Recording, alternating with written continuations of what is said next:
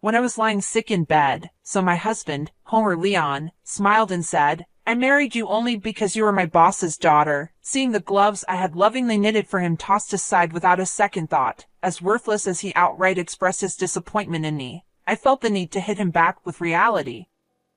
To show him how wrong he was if he thought everything was going his way. Just thinking about his realization made me chuckle. My name is Eleanor Mildred, and I've been married to Homer for 5 years. Although we don't have any children, we've been living happily together. Homer is a workaholic, often away from home, and there are times when I feel lonely. However, his dedication to making time for us on his days off makes the loneliness bearable. I got to know Homer through my father, who was originally his boss. Homer suggested I become a stay-at-home wife, which was probably a great factor for me. Thankfully, I had time for myself, so while supporting Homer, I got along with the neighbors, started sewing, and worked out. I tried various things to fill my void, but what I particularly enjoyed was sewing and knitting. Every winter, I would give Homer scarves and gloves. Even though the first ones were poorly made, I got better every year to the point where Homer said they were as good as the ones you get from a store. Hearing my husband's kind words, I became more fond of sewing. Someday, when we have a child, I want to sew together. When I told Homer this, he said, "Maybe I'll join in and learn when the time comes," and gave me a smile. Of course, I never cut corners in supporting my husband, doing housework, and prioritizing spending time together on his days off. Thanks to his high salary, I must have seemed to lead quite a privileged life from an outsider's perspective. I had no complaints about such a life, vaguely thinking that I would continue to live quietly with my kind husband and our future child. However, the first hint of a shadow over this peaceful life appeared about 2 years ago. I was waiting for Homer to come home as usual when I suddenly felt dizzy and collapsed. My husband, who had just returned from work, took me to the hospital. When I woke up, I found myself in a hospital bed. According to the conversation between Homer and the doctor, my symptoms weren't mild and seemed to be something I would have to deal with for life. Fortunately, it wasn't an immediate threat to my life, but it could happen again. Under these circumstances, I was recommended to stay in the hospital until my body recovered somewhat. Seeing me anxious, Homer said, "It seems like you'll be hospitalized for a while, but it's all right. I'll come to see you when I have time off from work, so let's get through this together." With him holding my hand and saying these words, I felt my anxiety lessen. With my supportive husband by my side, I believed everything would be all right, even though I had no grounds for such a belief. Since then, Homer visited me almost daily as he promised. He held my hand and asked me how I was doing. If I mentioned that my days at the hospital were boring, he would bring me my favorite sewing tools, and we would sew together and chat about trivial things that happened that day. Spending time teaching my clumsy husband how to sew was especially fun, and each time we did it, I was able to forget the boredom. However, such happy times in the hospital only lasted about a year. After handing over the yearly tradition of a hand-knitted scarf, the frequency of my husband's visits lessened. Now, it's good if he shows his face once every few weeks. At first, I thought my husband must be busy with work and continued my sewing, planning to give him the finished product the next time he came.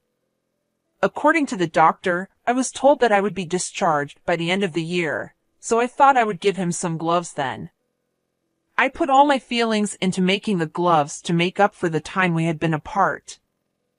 However, when my husband finally came to visit me after a long while, he looked at the gloves I handed him coldly and said, "Are you still making these?" It's frankly a new nuisance. What he then handed to me was the scarf I had painstakingly knitted for him and a divorce paper. The scarf I had worked so hard on last year showed no signs of being worn. It was just as pristine as when I had given it to him. Has it been 2 years since you've been hospitalized? I heard you'll be discharged soon, but I can't keep taking care of you, he said. We should get a divorce. I turned my gaze to the divorce papers. On hearing these words, I saw that Homer had already signed the papers. Seeing that, I thought, so it has come to this. To be honest, ever since he stopped visiting, I had considered this possibility multiple times. To brush off that thought, I even tried to convince myself that he was just busy with work. But the Homer I knew would never neglect me, no matter how busy he was. If his work really had gotten busier, he would have told me. I had a feeling things would turn out this way when he stopped showing up without any explanation. That's why I managed to ask why he wanted a divorce without too much distress. I wasn't trying to cling to Homer. In fact, I knew I had probably become a burden to him. If the kind Homer I knew said he wanted a divorce, then I guess I had no choice. But it was Homer who told me we'd get over this together, so I was somewhat curious as to why he had changed his mind. In response to my somewhat dazed question, Homer said, "Isn't it obvious? Ever since I married you, all I've had are troubles. I'm sick and tired of the scarves and gloves you give me every year. I only married you because you're the boss's daughter. How can I be expected to deal with you getting sick on top of everything else?" He laughed at me in a way that seemed to make fun of me. He told me he was tired of dealing with me, someone who had been innocently enjoying our life together. Every time I talked about happiness, love, or loneliness, it seems he thought I was a fool for it. Who can even wear a handmade scarf without feeling embarrassed nowadays? Receiving such things is a nuisance and annoying, he scoffed.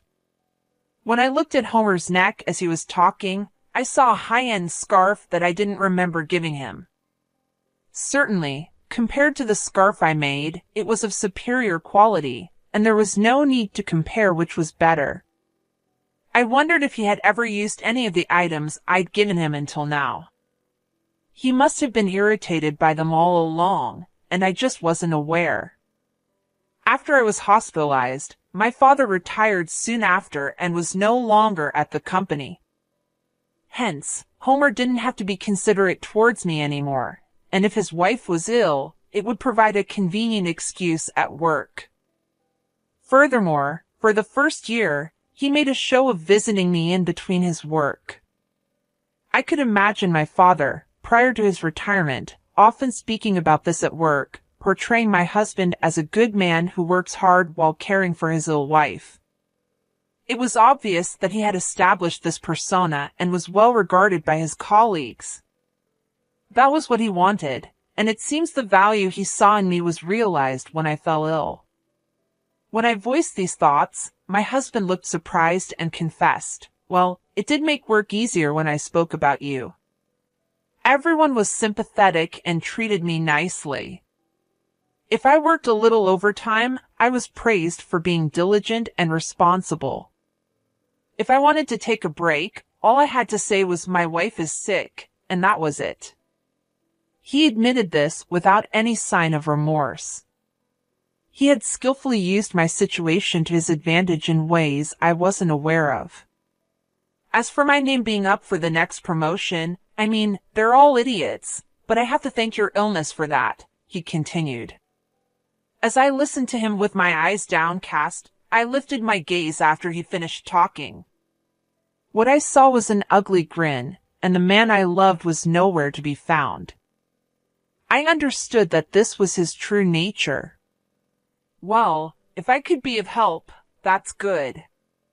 We probably won't see each other again, so take care, I simply said and handed back the divorce papers. He had no use for me after receiving them and quickly turned on his heel to leave. Thus, our divorce was finalized, and I quietly wept. After some time, I was discharged from the hospital and returned home with my parents.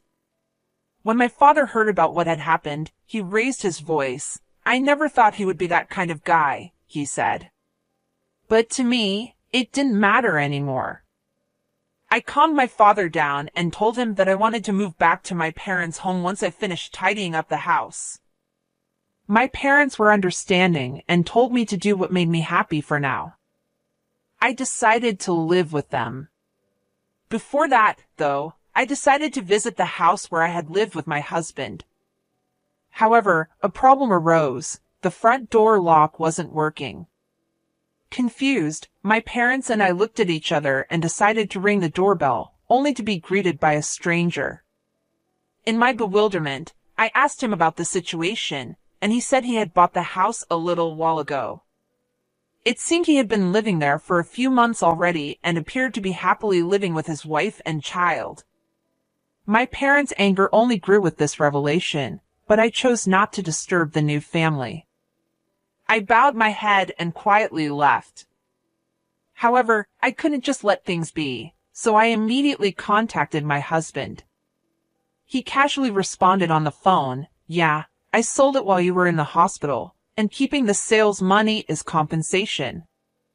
It was my house to begin with, so you have no complaint, right?" I couldn't help but let out a sigh at his nonchalant words. I wish he could have told me sooner. From what I gathered from the new owner, the house had been sold quite a while ago. My husband probably put it up for sale about a year ago, around the time he stopped showing up. Even if he intended to divorce me at that point, selling the house without any discussion was just outrageous.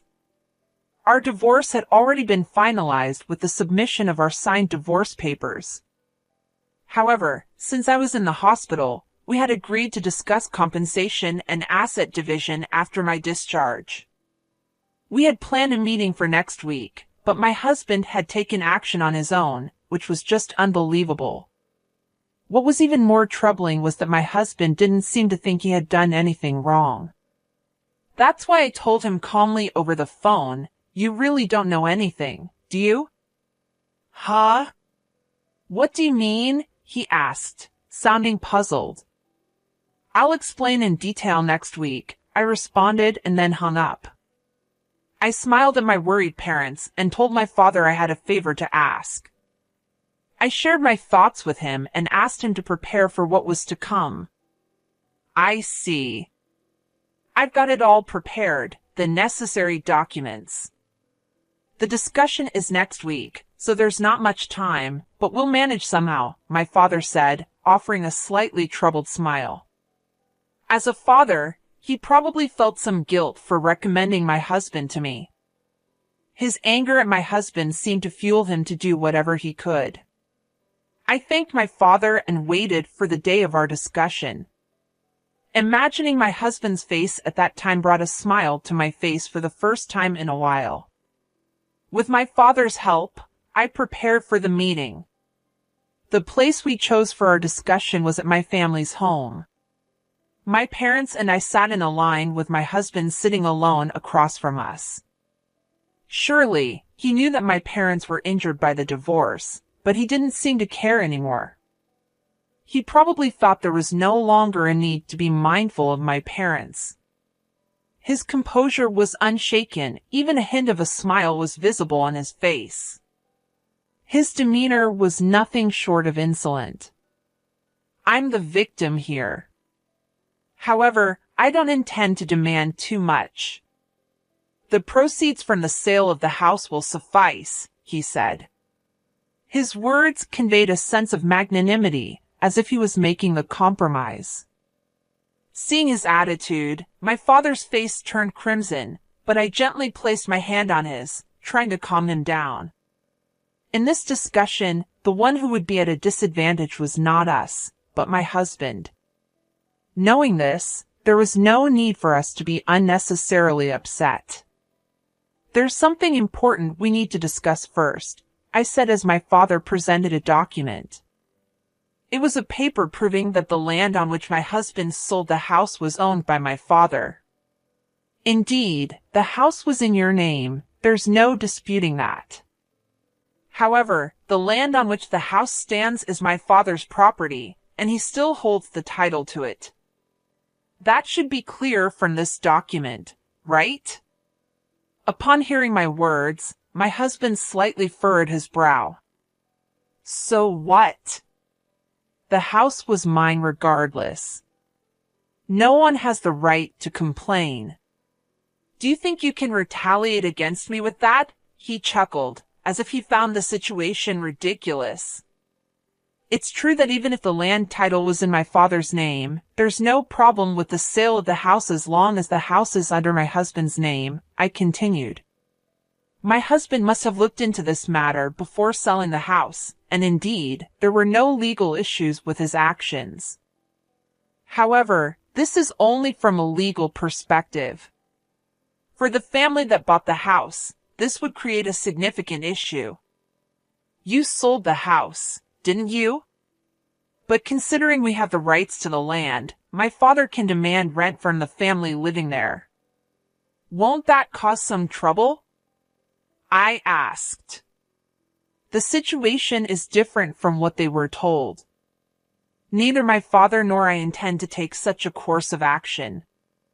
However, that does not mean we are willing to relinquish the rights to our land for nothing. In that case, the action we would take is to sell the land to the family. We wouldn't go so far as to ask them to leave, nor do we plan on charging monthly rent. But naturally, it would be problematic for us if they did not purchase the land. Originally, that land was something my father had gifted us to live on, not to be freely given away to strangers. And if that happens, I hear the family who bought the house could sue because, as I said earlier, the deal was not as they had been told. Imagine the frustration they would feel finally buying their dream house only to learn the land is owned by someone else, and they now have more expenses. After obtaining the proof of my father's land ownership, we immediately went to that family. Once we explained the situation, they were understanding. They reasoned that if there's any trouble, it would be best to resolve it quickly and amicably. It's the seller's responsibility. Therefore, if the negotiations here don't go well, they would end up suing my husband. Seeing my husband's face turn pale, I could tell he understood my point. He seemed to realize that, no matter what, he would incur a significant amount of money due to his mistake. In a trembling voice, he asked, "What should I do then?" I smiled and responded, "The family could purchase the land from us and consolidate the ownership. Then you make up for that amount. This would settle everything smoothly. In this scenario, the family won't have to unnecessarily sue you. If the family becomes the owners of both the house and land, all the current issues will be resolved. Of course, they weren't informed about the land price when they bought the house, so they will likely charge you for it. But that's not their problem.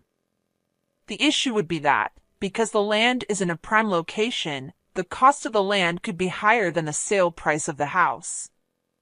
Even if you give up all your assets, it won't be enough.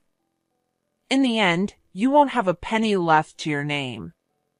Or you could buy back the house and then pay for the land.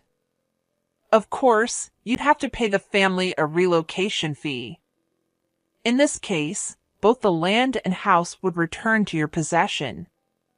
You could then sell them again, which could give you some money. However, considering the relocation fee, there's a low chance that you'll end up with any money. Whichever option you choose, you will be at a loss. Also, about alimony, I've been mentally distressed by your actions. I plan to claim compensation for that, so keep that in mind. All this time, you used me as a pawn in your pursuit of promotion at work. Now that I know this, I am repulsed by everything you did for me in the past. I plan to file for damages due to emotional distress because of it. Though evidence is scarce and it's not very likely that I will win, just discussing this matter is significant given your current circumstances.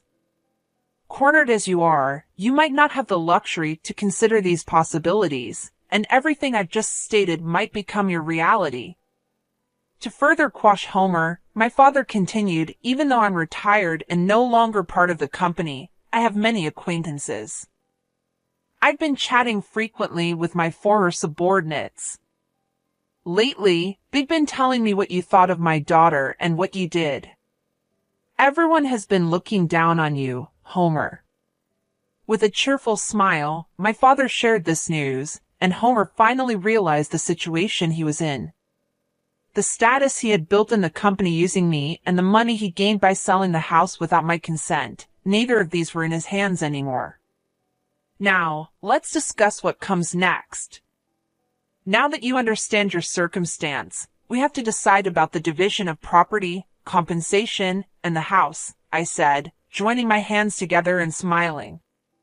My smile had changed compared to the ones I used to give. I'd shown Homer before, and I believe I was glowing brighter than ever since our separation. I hope you fully understand that the fate of your assets will be decided at this very meeting, I continued. Attracted by my words, Homer could force a laugh with tears in his eyes. Later negotiations were in my favor, and Homer agreed to pay me alimony. We also agreed that Homer would pay for the land the house stood on, and we later explained that to the family who bought our house. As a result, everyone except Homer benefits from these discussions, and Homer loses everything. Rumors that my father started began to circulate within the company, causing Homer to lose his position and his potential promotion to be put on hold due to concerns raised by upper management. Rumors continued to spread. Homer didn't have a place to fit in, and soon my father told me that Homer had resigned. I would say it was all karma, but things gained through exploitation can easily be lost, given one's intent. Homer thinks that what he has achieved is only temporary.